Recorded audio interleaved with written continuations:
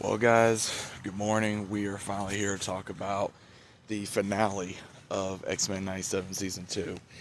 What a finale. There's things in here that I don't even know where to begin with, but wow. So we have where X Factor and X Force team up because they want to go after Gambit, right? Cable is like, I gotta take him down. You know why? This is my destiny. This is what we're gonna do. And so they attack Genosha uh, at the X-Men building, and we have where Beast, Rogue, and Nightcrawler, they go to the ship that they dealt with in the beginning, where Insabanur became Apocalypse.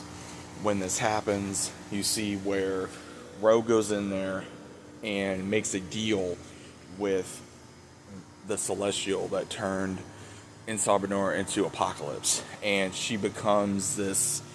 I don't even know what it is. I would say godly entity because I don't remember seeing that in the comics. I did not read every X-Men comic, so I'm not entirely sure what she became, other than she was willing to exchange her life for Gambit.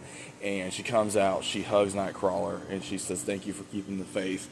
Beast tells her to go, but Nightcrawler already knows something's going on. So we see where the fight begins, and X Factor is using, old Sentinels with humans driving them to take down X-Men. We see this big fight. I mean, where Cable having to go in, he goes up against, Cyclops and Jean, and we see where we even see Wolverine versus Psylocke, which is really cool.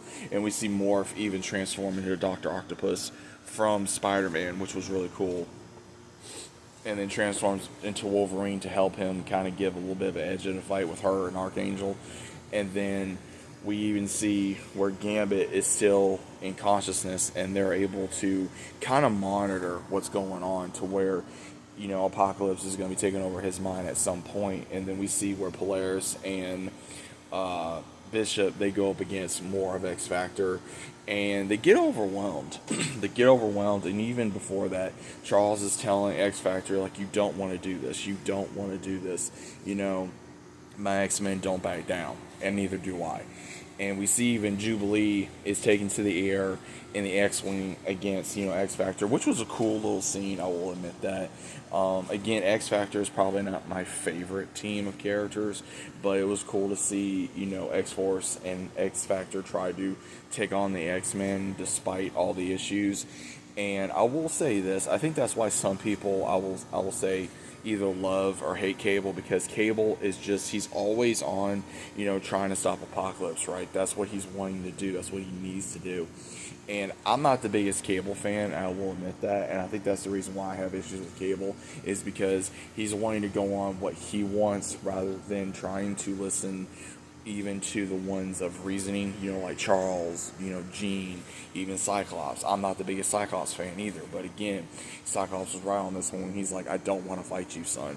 And he didn't give him much of a choice. I mean, he really didn't. I mean, he was fighting pretty much a war of like, look, if I don't stop this, billions are gonna die. We can't just, is the old saying, sacrifice the few to save the many, right? So that's what his philosophy was.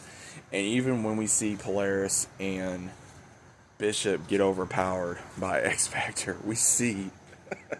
I laugh at this because I was like, oh heck, we got Gambit returning, and he just is like all nonchalant how he is. He's like, hey, mon amis, what I miss, and he just wipes out X Factor, dude. But what's crazy is that as soon as he gets the upper hand, that's when Cable comes in and just shoots Gambit, which is crazy. And I'm just like, really?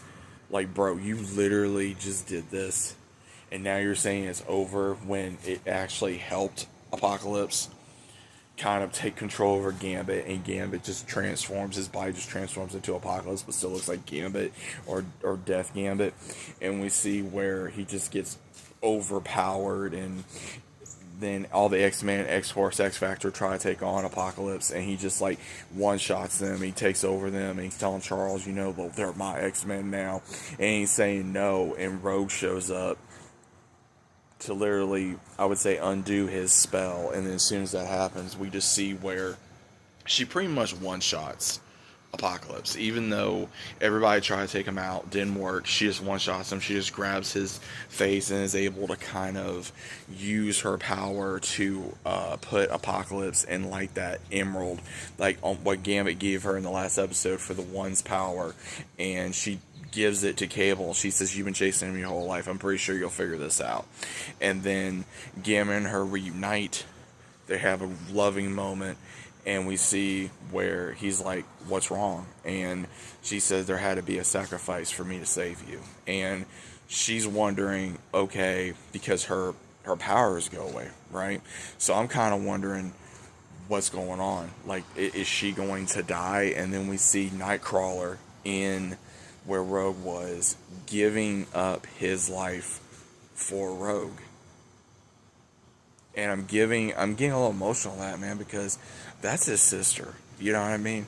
Because he knew how much Gambit meant to Rogue. He knew how much she was grieving.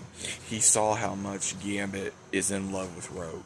He saw how much Gambit was willing to sacrifice for Rogue. He gave his life for her more than once. He's protected her more than once. Now Rogue has too. And Nightcrawler pretty much is like, okay, I'm gonna give mine for y'all, basically. And we just see where he's talking to this Celestial, I'm assuming, and he's like saying, why would you do that? And why do you think that your death would, give hope away? He's, because I have faith. And that's how it ends. And we just see where Rogue and Gambit are together. Charles is teaching with the new students. All the other ones are either hanging out or just, going through life or whatever. And then we see at the very last part, after the credits, we see where Kelly lost, and now we have the half breed that is Nightcrawler's brother winning to become president. So that's going to cause more issues in the next season.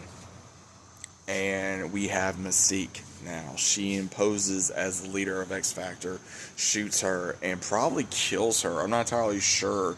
I think what she's going to do is she's going to kill her, get rid of the body, and then impersonate her and just be using X Factor to take on the United States and just do things to cause more chaos in human and mutant kind is what we're probably going to see in season 3. But overall, it was a beautiful ending. It was a crazy ending. There's a lot of stuff to go into season 3 on. Personally, what I'm thinking is going to happen, I'll probably do a video on that. But overall, I will say I feel like it was rushed, especially with the whole thing with Rogue. I was like, what exactly are they doing? I just kind of stayed with it, but I'm like, okay, man, what are they going to do? Like, how are they going to save Gambit? Like, are they going to be able to save Rogue? Are they going to die? Like, what's going to happen, right? And finally, it ends, and I'm like, that was quick, because I thought it was going to be like a long fight or something. It was only 32 minutes. That includes the intro, the recap, and even the credits and the after scene as well. But I'm just kind of wondering, why was it, again, because it was rushed. Because, again, it's 30-some-odd minutes long, right? But I don't know. I'm kind of hoping that they extend it next season. And I know that they're probably going to get new writers probably soon. I'm hoping that they keep to the writing in season 1 and 2 like they did for them. And they just keep it like they may do in season 3. I'm not entirely sure if they will or they won't. I know Bo DeMayo, he, a lot of things he did, he did do good by X-Men, I think. And I think that's the reason why I think it was good to a certain degree, and the team he had around him. But I hope that same team continues to do good in season 3 and further within X-Men 97. Because of how much I love this show, how much I love this series, I just want it to continue and be great. But regardless, what did you guys think of the finale of season 2? And what could you see happening next season? Let me know about it down in the comments, and I'll see you as always on the next one.